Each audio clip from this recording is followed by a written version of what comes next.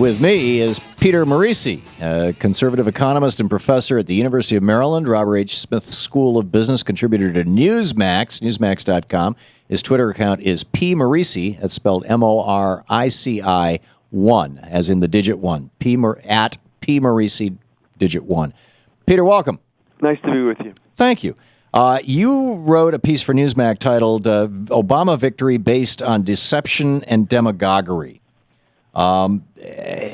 First of all, by the Obama victory, you're talking about the Republicans not being successful in using shutting down the government as a lever to get the president or Congress, for that matter, to defund Obamacare? Or get anything at all. By the way, I wrote a previous column. I'm pretty well syndicated nationally by TheStreet.com, United Press International. I get published in a couple of major newspapers every week. Okay. Somebody picks me up, usually several. I thought they were very childish to try to defund Obamacare. They just don't have the votes. They don't have the political power. Mr. Obama won his election. The House Republicans won their election. In a lot of ways, we have a stalemate. We have sort of like a minority government in Europe in a parliamentary system. But more broadly, they didn't get anything on the debt ceiling at all. But Mr. Obama played the debt ceiling in ways that I think is kind of reprehensible. Well, you said President Barack Obama has resorted to falsehoods, wounded American democracy, and damaged U.S. global leadership. And what I don't understand is where in the Constitution does it say that the president is responsible for appropriating funds or raising taxes? I thought that was the sole province of the House of Representatives with the approval of the Senate. Let me. So how can you blame that on President Obama? Charges. Let me justify what I had to say so your listeners don't think I'm a nut. Okay? Go for it. All right. Raise the debt ceiling. Let's forget about the government closure. That was a stupid thing. Let's focus on the debt ceiling. The existing debt is the spending that we've done to date is already funded by the existing debt. We were not going to raise the debt ceiling to pay any bills we had already racked up. Those were paid for by taxes and what money we already borrowed. We were going to raise the debt ceiling to essentially facilitate new spending. Okay? Now, that's essentially, hold on, that's revenue raising, and that basically... Well, that's not true.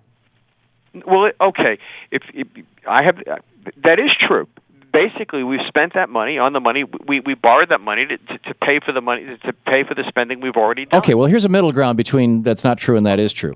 The ongoing spending that is going on is for things that Congress said we're going to pay for a period of time. You know, when George Bush authorized the war in Afghanistan, he set up a $1 trillion expenditure. The war in Iraq, $1 trillion. Now they're saying the two of them are going to cost us about $6 trillion before it's all unwound in about 30 or 40 years and the last veteran dies. I will respond to that question, but you're going to have to let me finish my argument, all right? All right. Okay. The Congress, there's a difference between authorizations and appropriation. The Congress passes lots of laws, and it doesn't completely fund them. It basically passes authorizations. Appropriations are what the Congress then chooses to fund. For example, we can pass legislation to establish a Head Start program for children between 12 and 14. I'm making up something fictitious. And we can authorize spending, and the Congress does this all the time, of $500 billion a year. Let's pick a big number. Sure. But then it only appropriates $300 billion. In order to execute the law, it has to appropriate money.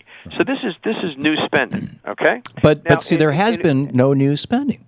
Well, if what you were saying was true, then there would be no need to raise the debt ceiling. I don't choose to become involved with it. The money we have spent has been financed by the debt we have racked up. The question is, how much more money will we spend? In that context, if the president wants to spend more than will come in taxes, basically $315 billion a month, as opposed to the $250 billion that comes in taxes, then it's up to the House of Representatives to appropriate that money and to essentially raise it.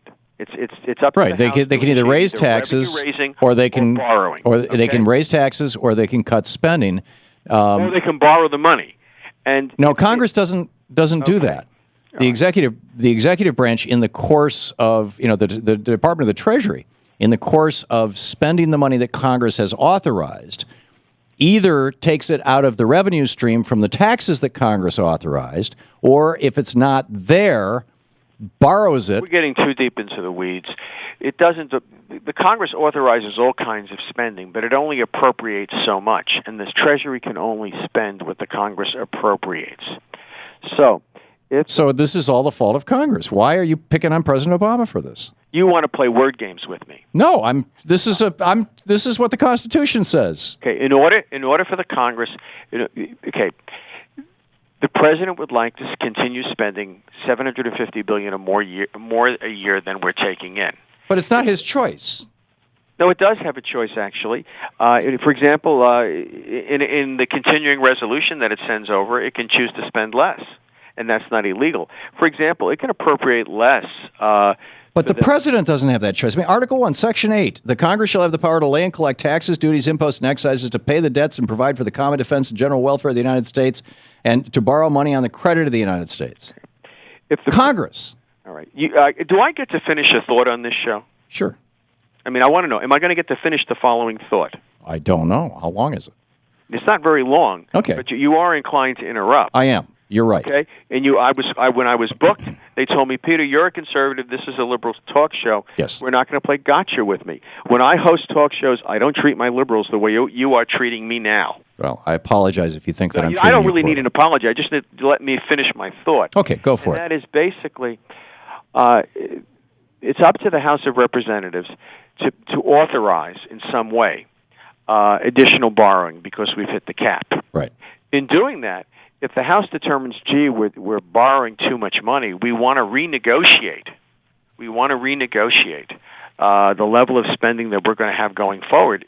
That is its prerogative in the context of raising revenues or in the context of borrowing additional money. You're absolutely right. But they have to get the Senate to go along with that, and then the president has the power to veto it. Right. And so if the president is going to veto what they send over, then they need to negotiate.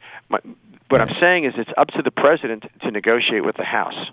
If he chooses. He refused to do that. And right. So basically what he did was he cut the House out, and he essentially negotiated with the Senate.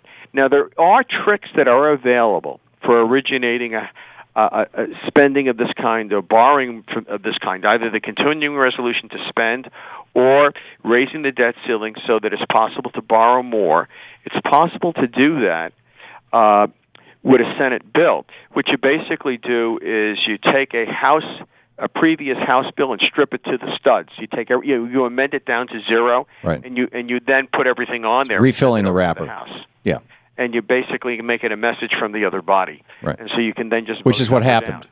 Now, what I'm getting at is that basically he chose not to negotiate with the House, and my feeling is that the House, the framers put the money.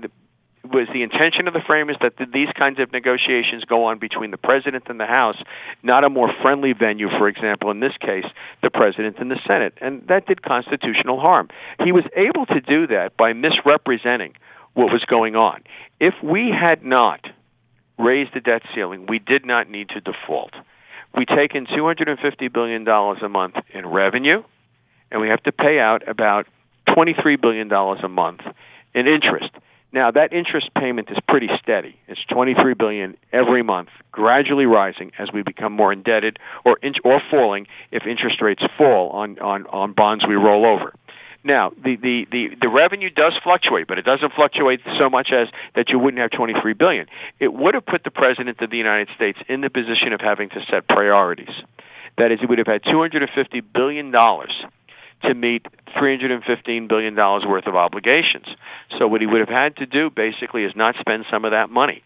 And the shutdown we had would have not been pretty. What would have happened would have not been pretty. It would have been more drastic than the shutdown. Well, he would have had to say to people that, for example, defense contractors who had actual contracts where the full faith and credit of the United States was pledged, we will pay you for these tanks. He would have to say to them, sorry, we're not going to pay you for these tanks. That's a default. No, it's not. If that was a default, we already just defaulted because during the... I think we did. Oh, okay. So in your mind, we already defaulted. Well, if you tried to say to your banker, "I'm sorry, I'm not going to pay the mortgage this month because I've just got this 2 month." That's exactly what's happened because with the government shutdown, so we already have defaulted. Technically, yes, absolutely. Well, I guess no. Technically, we haven't. A default. The notion of defaulting, the world worried about defaulting on the bonds. And that's the thing. I mean, we defaulted. If I may, Peter, we defaulted to the people. In other words, we said, well, we're going to screw the federal workers, and we're going to screw the 2 million people who depend on federal activities for their secondary income. Contractors and vendors near national parks. We're going to screw them. But what everybody was hysterical about is when we screw the bankers. Well, the point is that to create chaos in global capital, you didn't see any chaos because we basically didn't pay the contractors that are building fighter jets.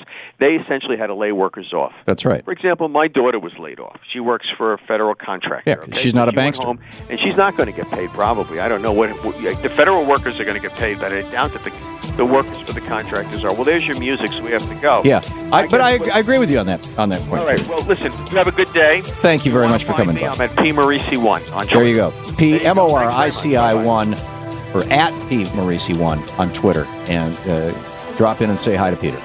And Peter just vanished, so I can't say goodbye to him. We'll be right back.